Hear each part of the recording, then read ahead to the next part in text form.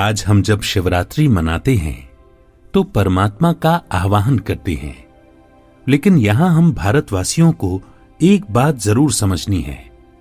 परमात्मा शिव को कहा ही जाता है त्रिदेव, अर्थात जो ब्रह्मा विष्णु महेश के भी रचयिता हैं। तो महेश तो उनके रचना हो गए। फिर ये गलती कहां से हुई जो हम ये समझने लगे कि शिव और शंकर एक ही हैं। वास्तव में देखा जाए तो दोनों के नाम अलग हैं, शिव और शंकर। वहीं दोनों के स्वरूप भी अलग हैं, एक निराकार ज्योतिर्लिंग। वहां दोनों के कर्तव्य भी अलग हैं। शिव को कहा गया है कल्याणकारी भोलेनाथ, और शंकर को कहा जाता है कि जब उनका तीसरा नेत्र खुलता है तो महाविनाश अर्थात प्रलय होता है। इस प्रकार नाम अलग, पहचान अलग, कार्य अलग, तो फिर दोनों एक कैसे हो सकते हैं?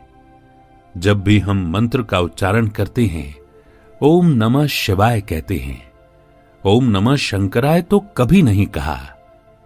इसी तरह परमात्मा शिव के स्थान को शिवालय कहा गया है, उनको शंकरालय तो नहीं कहा गया। शंकर को सदैव गृहस्थ जीवन में परिवार सहित दिखाया है, जहां माता पार्वती हैं, 2 पुत्र हैं, गणेश जी और कार्तिकेय, और वही सब मिलकर शिव की पूजा करते हैं। यदि शिव और शंकर एक ही होते तो परिवार सहित वे सब शिव की पूजा क्यों करते? शंकर को हमेशा ध्यान मग्न दिखाया गया है, अर्थात वे किसका ध्यान करते हैं? उन्हें ध्यान करने की आवश्यकता क्या थी? यहां ये दिखाते हैं कि शंकर को एक महत्वपूर्ण कार्य संपन्न करना था कि आंख खोलते ही महाविनाश होना चाहिए, तो कितनी प्रचंड शक्ति हो तब तो यह कार्य कर सके। इसीलिए तो इतने सालों तक उन्होंने कैलाश पर्वत पर बैठकर शिव का ध्यान किया, उनसे वो शक्ति प्राप्त की, उस ऊर्जा को प्राप्त किया। तब समय आने पर आंख खोलते ही महाविनाश होता है। वास्तव में यह गलती हम भारतवासियों से क्यों हुई? इसीलिए हुई क्योंकि जैसी दुनिया के अंदर भी सारी मिनिस्ट्रीज में प्राइम मिनिस्टर के पास डिफेंस मिनिस्ट्री का डायरेक्ट कनेक्शन रहता है। डिफेंस मिनिस्टर तो होता ही है, लेकिन उसका कनेक्शन डायरेक्ट प्राइम मिनिस्टर के साथ भी होता है। जहां प्राइम मिनिस्टर रूल या प्रेसिडेंट रूल है, वहां प्रेसिडेंट के हाथ में उसके कंट्रोल होते हैं। डिफेंस मिनिस्टर अपनी मर्जी से कुछ नहीं कर सकता है। जब तक उसे ऊपर से ऑर्डर न मिले तब तक कुछ नहीं कर सकता। ठीक इसी तरह शंकर के पास भी यह डिफेंस का पोर्टफोलियो है, लेकिन शंकर अपनी इच्छा से सृष्टि का महाविनाश नहीं कर सकते। उनका कनेक्शन भी शिव के साथ बहुत गहरा है। जब तक शिव से वह ऑर्डर प्राप्त न हो तब तक ये महाविनाश नहीं कर सकते। इसीलिए कहा कि परमात्मा शिव को कहते हैं करन करावन हार। वह ब्रह्मा द्वारा सृजन का काम करते हैं, शंकर के द्वारा महाविनाश का कर्तव्य और नई सृष्टि की पालना का कर्तव्य विष्णु जी के माध्यम से करते हैं। तभी परमात्मा शिव को त्रिदेव कहा गया है। ये तीनों देवताओं के रचयिता हैं। परमात्मा शिव का अवतरण होता है सृष्टि पर, लेकिन इन तीनों देवताओं की उत्पत्ति होती है। इसीलिए ये तीनों देवताओं का भी जन्म नहीं दिखाया जाता।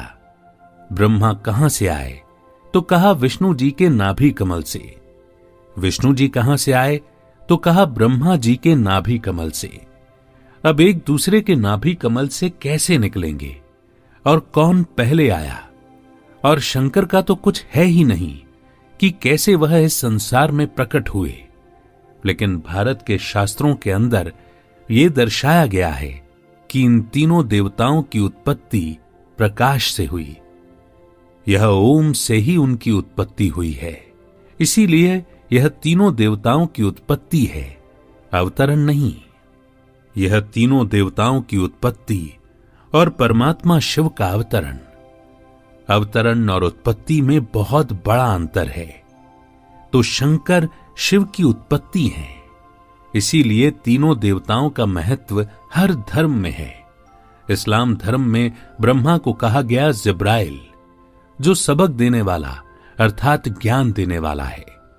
विष्णु जी को कहा जाता है मिकाइल, जो रोजी रोटी देने वाला अर्थात पालना करने वाला है। और शंकर के लिए कहा जाता है इसराफील, जो कयामत लाने वाला है।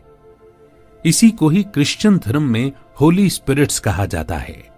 इसीलिए उनकी प्रेयर में यही कहते हैं, God the Father, in the name of the Father, the Son Jesus and the Holy Spirits. यह तीनों देवताओं को होली स्पिरिट्स कहा गया है। तीनों देवताओं को ही कहा गया है गॉड, जीओडी गॉड, अर्थात जनरेटर, ऑपरेटर और डिस्ट्रॉयर। लेकिन परम पिता, जिसे फादर कहा गया है, वह इन तीनों के भी पिता हैं। यही ब्रह्मा यानी जनरेटर, विष्णु यानी ऑपरेटर और महेश यानी डिस्ट्रॉयर के रूप में कार्य करते हैं। उसी को ही गुरु नानक देव ने कहा, एक संसारी, एक भंडारी, एक लय दीवान।